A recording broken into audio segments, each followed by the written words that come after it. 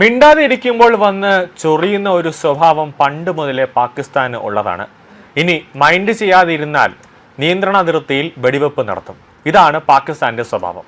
അവസാനം സഹികെട്ട് ഇന്ത്യ തിരിച്ചടിക്കുമ്പോൾ സീസ് ഫയർ വേണം, നമ്മളെ ആക്രമിക്കരുത് എന്നൊക്കെ പറഞ്ഞിട്ട് ഇന്ത്യൻ സൈന്യത്തിന്റെ കാല് പിടിക്കാൻ പാകിസ്ഥാൻ പട്ടാള മേധാവി വരും. അതാണ് എല്ലായ്പ്പോഴും നടക്കുന്നത്.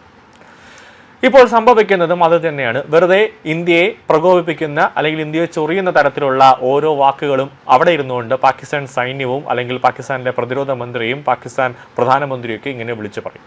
നിലവിൽ ഓപ്പറേഷൻ സിന്ദൂറിന്റെ 1-ാം വാർഷികത്തിൽ വീണ്ടും പ്രകോപനം സൃഷ്ടിക്കുന്ന വാക്കുകളുമായാണ് പാകിസ്ഥാൻ സൈന്യം എത്തിയിട്ടുള്ളത്.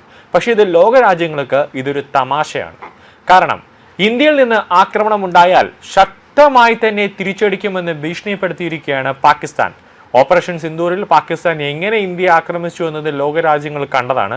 ഇന്ത്യ പാകിസ്ഥാന്റെ സർവ്വസന്നാഹങ്ങളും അടിച്ചു തകർത്ത അവസാനം അവർ ലേലു അല്ലു എന്നിവരെ ഇന്ത്യയുടെ കാല് പിടിക്കുന്ന ഒരു അവസ്ഥ വരെ ഉണ്ടായതാണ്. അപ്പോഴാണ് നമ്മൾ ശക്തമായ ആയുധങ്ങളിൽ ശക്തമായി നിൽക്കുകയാണെന്നൊരു അവകാശവാദവുമായി പാകിസ്ഥാൻ ഇപ്പോൾ വരുന്നത്. കഴിഞ്ഞ വർഷം നടന്ന യുദ്ധസമാനമായ സാഹചര്യം അമേരിക്കയുടെ ഇടപെടൽ കൊണ്ട് മാത്രമാണ് വെടിനിർത്തലിലേക്ക് കലാശിച്ചതെന്നാണ് ഒരു അവകാശവാദം. പാകിസ്ഥാനെതിരെ ഏതെങ്കിലും തരത്തിലുള്ള സൈനിക നീക്കങ്ങളുണ്ടായാൽ കഴിഞ്ഞ വർഷം മെയ് മാസത്തിൽ ഇന്ത്യ കണ്ടതിനേക്കാൾ വലിയ കരുത്തോടെയും കൃത്യതയോടെയും നിശ്ചയദാർഢ്യത്തോടെയും നേരിടുമെന്നാണ് പാകിസ്ഥാൻ സൈനിക വക്താവ് വ്യക്തമാക്കിയത്. മാർക്ക ഇ ഹബ് അഥവാ സത്യത്തിന്റെ യുദ്ധം എന്നാണ് കഴിഞ്ഞ വർഷത്തെ പോരാട്ടത്തെ ഇസ്ലാമാബാദ് വിശേഷിപ്പിക്കുന്നത്. ഇന്ത്യയുടെ നിയന്ത്രണത്തിലുള്ള കാശ്മീരിൽ കഴിഞ്ഞ വർഷം സായുധർ നടത്തിയ ആക്രമണത്തിന് പിന്നാലെ ഇരു രാജ്യങ്ങൾ തമ്മിൽ കനത്ത പോരാട്ടമാണ് ആരംഭിച്ചത്. ഹിന്ദുക്കൾ ഉൾപ്പെടെ 26 പേരാണ് അന്ന് കൊല്ലപ്പെട്ടത്. കൂട്ടക്കൊലയ്ക്ക് പിന്നിൽ പാകിസ്ഥാൻ പിന്തുണയുള്ള തീവ്രവാദികളാണെന്ന് ഇന്ത്യ കണ്ടെത്തിയിരുന്നു. എന്നാൽ ആരോപണം നിഷേധിച്ച പാകിസ്ഥാൻ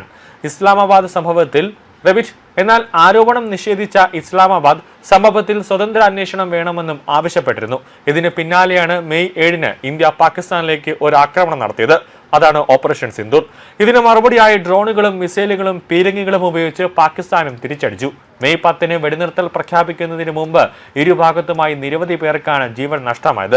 എന്നാൽ പാകിസ്ഥാൻ ഇങ്ങോട്ടേക്ക് ഡ്രോണുകൾ ആക്രമണമൊക്കെ നടത്തിയെങ്കിലും ഇന്ത്യ ആകാശത്ത് വെച്ച് തന്നെ അതെല്ലാം തകർത്ത് തരിപ്പണമാക്കി എന്നതാണ് ഏറ്റവും പ്രധാനപ്പെട്ട കാര്യം.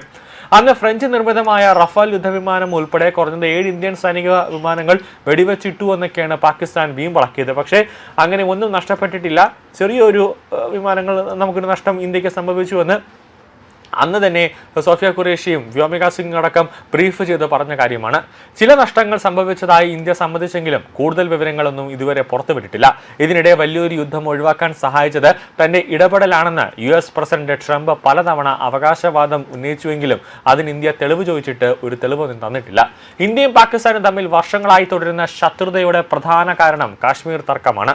ഇരു രാജ്യങ്ങളും പൂർണ്ണമായി അവകാശവാദം ഉന്നയിക്കുന്ന കാശ്മീരിന്റെ പേരിൽ ഇതിനകം 3 യുദ്ധങ്ങൾ നടന്നു കഴിഞ്ഞു. അതിൽ 2 എണ്ണം കാശ്മീരിനെ ചൊല്ലിയാണ്. നിയന്ത്രണ രേഖയിൽ നിരന്തരം നടക്കുന്ന വെടിവെപ്പുകളും നുഴഞ്ഞുകയറ്റ ശ്രമങ്ങളും മേഖലയിലെ സമാധാന അന്തരീക്ഷം തകർക്കുകയാണ്. ഇരു രാജ്യങ്ങളും തമ്മിലുള്ള നയതന്ത്ര ബന്ധം ഏറെ കാലമായി വഷളായ നിലയിലാണ്. അതിർത്തിയിലെ സാധാരണക്കാരുടെ ജീവിതത്തെയാണ് ഈ സംഘർഷങ്ങൾ ഏറ്റവും കൂടുതൽ ബാധിക്കാനായി പോകുന്നത്.